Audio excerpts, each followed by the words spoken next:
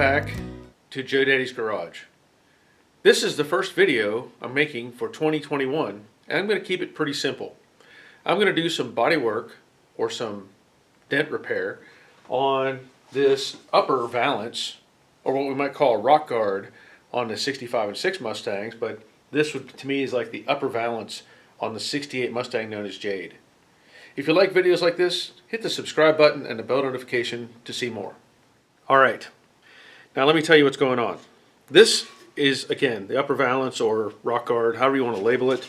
And this is an original panel, but it's not original to the car. I talked about this before. It has the label on it from where it was bought later, let's say. But it should be a Ford tooling with that kind of label on it. This thing is in great shape. I did do some repair work to it where somebody had cut some bolts loose and caused some issues, but that's taken care of. What I want to address today is some dents or ripples. You know, when this was stamped out, there you can kind of see, when this is stamped out, the metal compresses and creates high and low spots.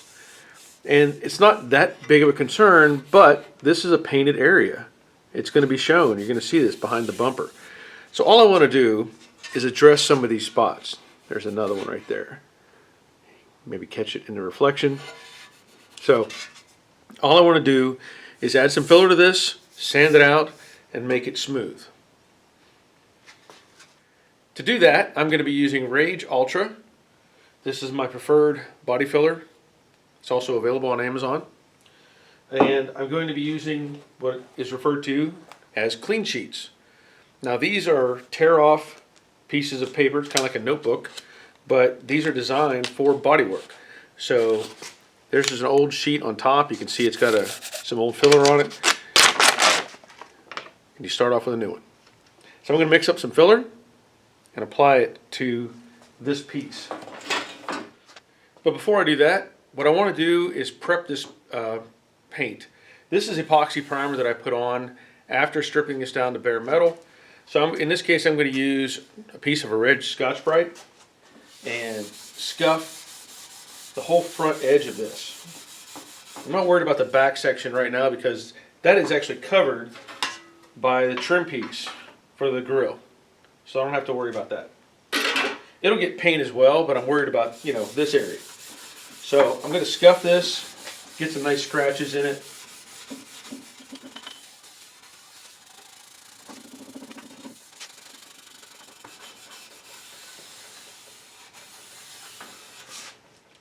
And then I'm going to clean it with some Windex. Now, some people have suggested there may be some issues with using Windex, but I have not had any problems, so you can use a cleaner of your choice. I'm just letting you know what I use.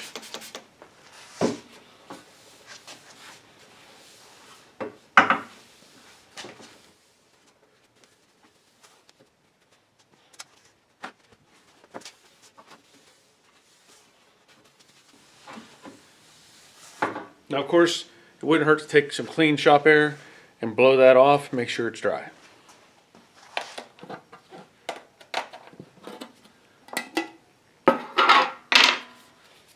I usually use a small paddle to get my material out. And I can't say how much it's really going to take, so I'm going to start with a guesstimate. From there, I'm going to add some hardener. Now, I've been running low on my hardener, so I actually ordered a fresh tube just in case. Thing is, you need to mix this up a little bit inside. Sometimes it separates and can kind of be watery. And this may happen when I do this because, you know, it's getting old. But I'm going to add some filler or add some hardener. And I'm trying not to put too much on because I want to have some working time.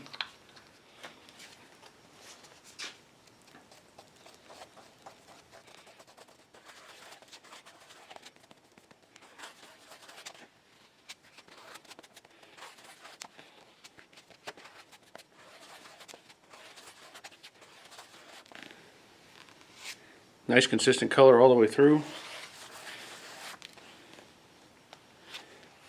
And of course my focus is on these low spots, let's say.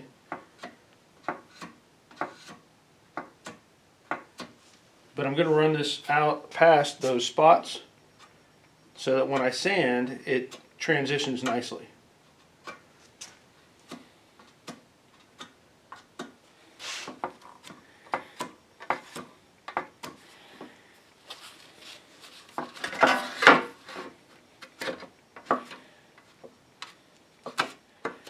I probably don't need to go this far, but I'm just going to do it.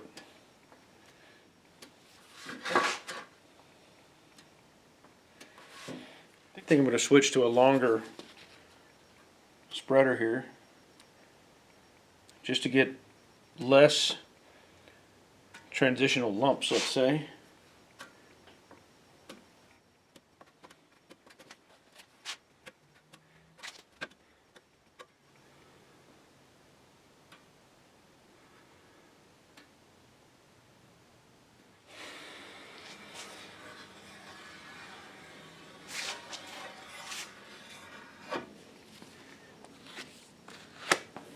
Okay, we'll let this cure, come back and do some sanding. Alright, there's the filler all hardened up, and now I want to sand this out, you know, try to make it smooth. So I'm going to use this piece of plywood here to support what I'm doing. I'm also going to use this little taco pad that I called it a half moon before, and somebody mentioned we call them tacos. So yeah, it's a taco Velcro pad, and in this case I'm going to start with some 80 grit. Now of course, that's going to put some heavy scratches in it, but this isn't the first round or the final round. This is the first round of sanding. So because this has this kind of radius in the corner here, that's why I want to use this taco pad, because it doesn't bite in, with a sharp edge. So if I used my more of this type of block, my Durablock, it has more of a corner. So trying to defeat that and keep it kind of round. Now I'm also going to put a respirator on just to knock down the dust going into my lungs. You ever notice you put these down and the headband twists around and then you get all these messed up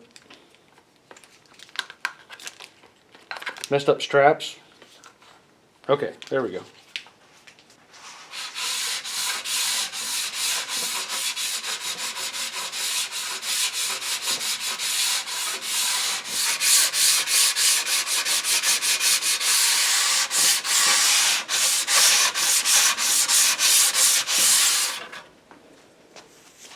Now one thing that should be pretty evident real fast is a color change. I've experimented with other fillers, or another brand. Evercoat sent me some sort of a color changing filler, and it worked, but you can see a difference in color just in where I've sanded. At least I hope you can. I know I can. Maybe it shows up, maybe it doesn't, but it's just going to show you that subtle change.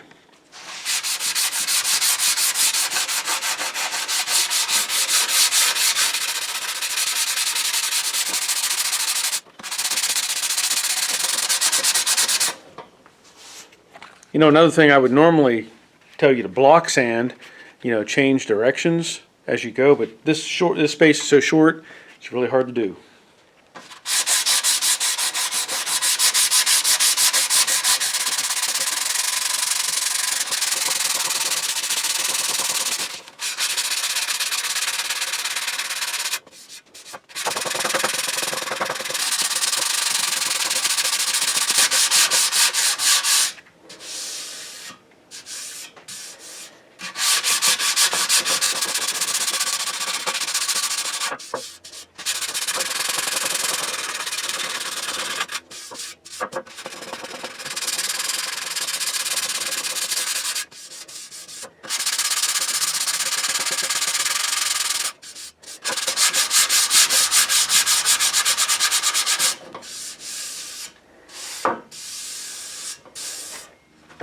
So now you can see, hopefully, there's a nice transition all the way across here.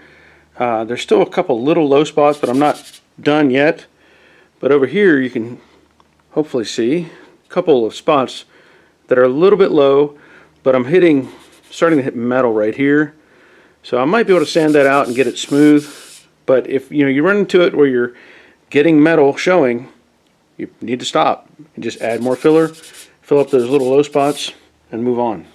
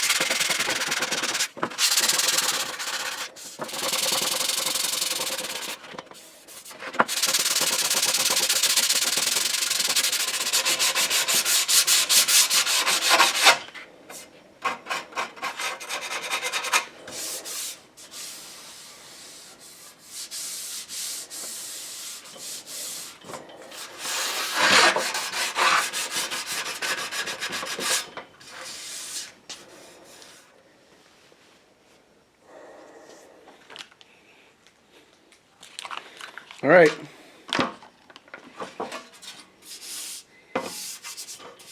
This is where I say I'm happy with that.